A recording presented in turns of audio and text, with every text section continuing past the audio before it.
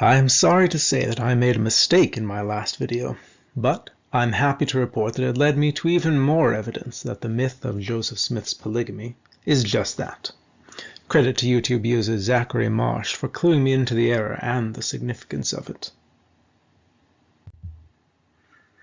Previously, I published a video with a critical analysis of the sources the LDS Church used in a recent essay addressing the question of whether Joseph Smith or Brigham Young started LDS polygamy. The Church said it was Joseph, and offered a variety of sources to show that, all of which were insufficient. One of the sources they cited was Wilford Woodruff's journal for 21 January 1844. I said this contained the summary of a sermon Joseph gave that had nothing to do with marriage, and I was right.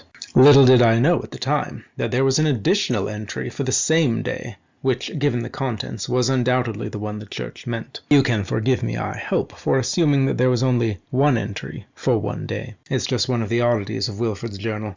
Random artistic embellishments, starting entries at the bottom of pages, and his awkward printed handwriting. Anyway, this entry for 21 January 1844 does indeed talk about marriage, although the handwriting requires a bit of interpretation at times. It reads, "I met with the quorum in the evening, had an interesting time. Many good exhortations were given by the brethren concerning the things of God. PPP received his second anointing." It's blocked out in the official version in the church archives, but you can find older transcriptions and photographs. It is indeed second anointing. Joseph said concerning Parley P. Pratt that he had no wife sealed to him for eternity, and asked if there was any harm for him to have another wife for time plus eternity, as he would want a wife in the resurrection, or else his glory would be clipped. Many arguments he used upon this subject which were rational plus consistent. Wilford then records what he recalls of Joseph's actual words. Brother Joseph said, "Now what will we do with Elder P. Pratt? He has no wife sealed to him for eternity. He has one living wife, but she had a former husband and did not wish to be sealed to Parley for eternity. Now is it not right for Parley to have another wife that can—" For some reason, Wilford stopped there and made a half-hearted effort to cross it out. On the next page, he starts a new entry for the same day and records the sermon that I originally saw. So, is this credible contemporary evidence of Joseph Smith's involvement in polygamy? To be sure, Joseph does mention another wife for Parley. Yes, I know it says anorter, but I'm pretty sure it's supposed to be another. Wilford had terrible handwriting. Anyway, the context is that his current wife does not want to be sealed to him, but Joseph wants Parley to have a wife in eternity, i.e. after he's dead. This was similar to the problem faced by Hiram Smith. He wanted to be sealed to his dead wife, and his living wife acted as proxy for the dead one to be sealed to him. However, in Pratt's case, both parties would still be alive, and so if Wilford is recording this accurately, it seems that Joseph proposed a marriage sealing that would enable Parley to have his wife here, but another wife who he would have in eternity. Strangely, there seems to have been no mention of the possibility of a posthumous sealing to Pratt's deceased first wife, Thankful, but she had also been married previously. Perhaps because she had a former husband, they assumed that she would want him over Parley, as his current wife, Mary Ann, apparently did. Poor Parley.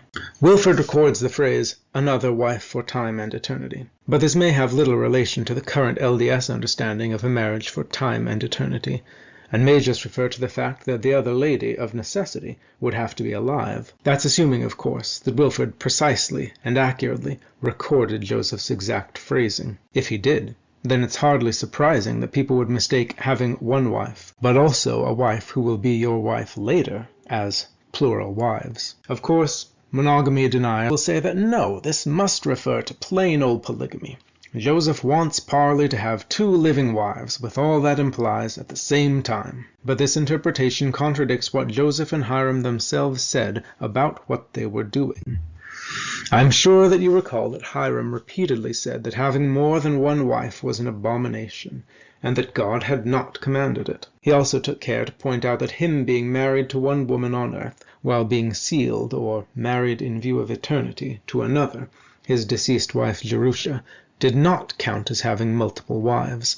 although people were mistaking it for polygamy. Joseph was explicit that those accusing him of teaching multiple wives made it a crime for a man to have a wife on earth while he has one in heaven, or as we might say, in eternity, or in the resurrection. Note that Wilford records also Joseph's use of the singular. Parley had no wife sealed to him for eternity, but he would want a wife, one, in the resurrection. Also note that Wilford specifically said that Joseph's arguments were rational and consistent. But they could hardly have been consistent if they contradicted what Joseph was teaching elsewhere. However, there are a couple of twists to this story.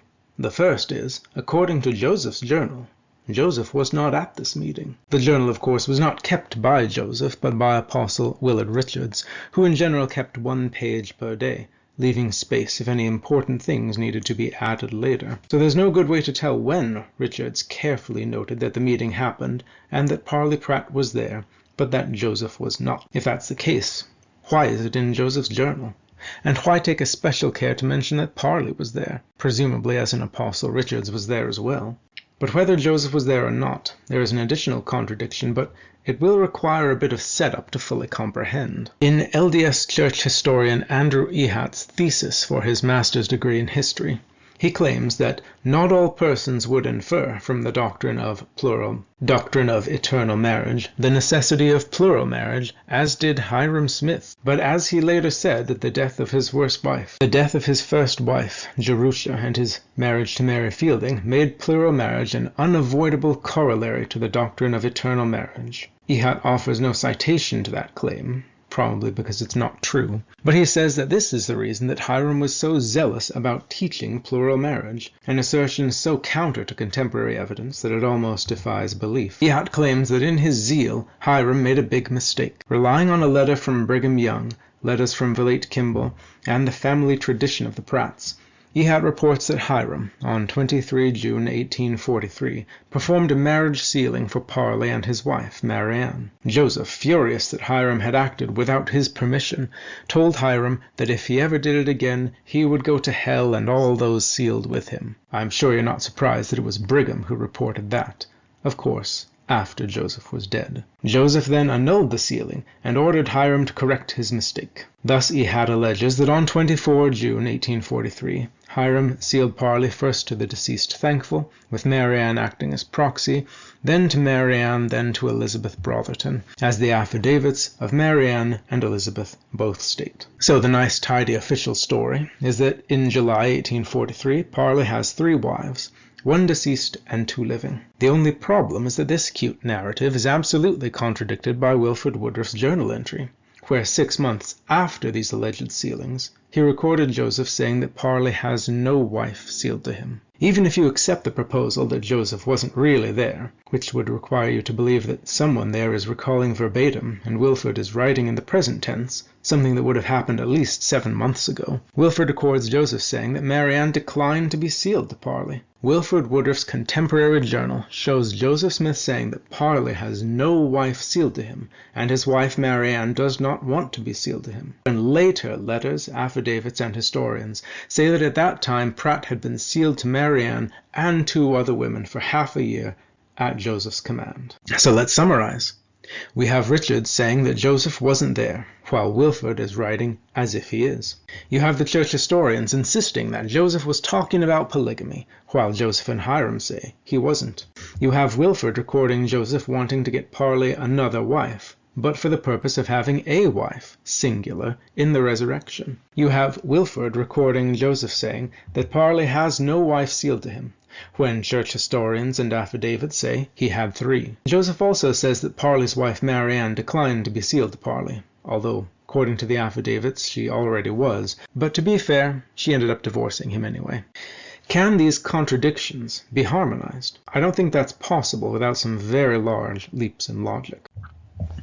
One way is to take the route of Andrew Ehat and other historians, to assume that Wilford's journal is evidence of Joseph teaching polygamy, but although Wilford records Joseph speaking to them and records his words as though he were there, it's really the apostles recalling what Joseph said to them about polygamy at least 6.5 months ago. But the only reason to think that gap is there is because of the affidavits from 25 years later, at the expense of Joseph and Hiram's contemporary teaching on the subject, and the wording of Wilford's entry itself, which only mentions one wife in eternity, when Ehud claims that as early as May 1843, Joseph had plans for Parley's polygamy. Another possibility regarding the conflicting dates is to assume that Wilford's journal is accurate and that Joseph was there, so Richards must have made an error in recording that Joseph was not there. This seems at least as plausible as Ehud assuming the reverse, simply so that he can fit his timeline together. One could also conclude that either present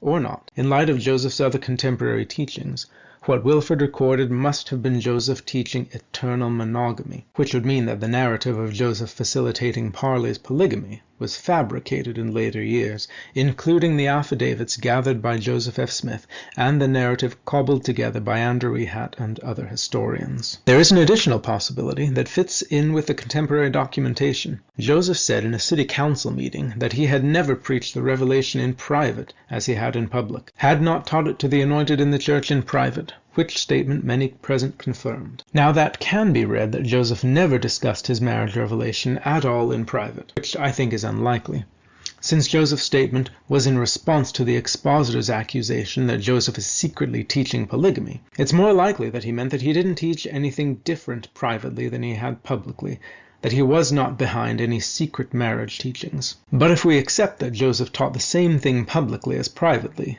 or didn't teach it at all privately, and that Joseph was not at the meeting Wilford recorded, then the apostles were talking among themselves about what they remembered Joseph saying, or what they thought he meant, and the inclusion of language such as another wife that is not present when Joseph and Hiram talked about the revelation may be a key indicator in the transition from Joseph's marriage in view of eternity to Brigham's celestial plural marriage. The best lies are based on the truth, and with Joseph out of the picture, it would be far easier to get people to believe that this is what Joseph really meant all along. But of course, only a crazy conspiracy theorist would think something like that.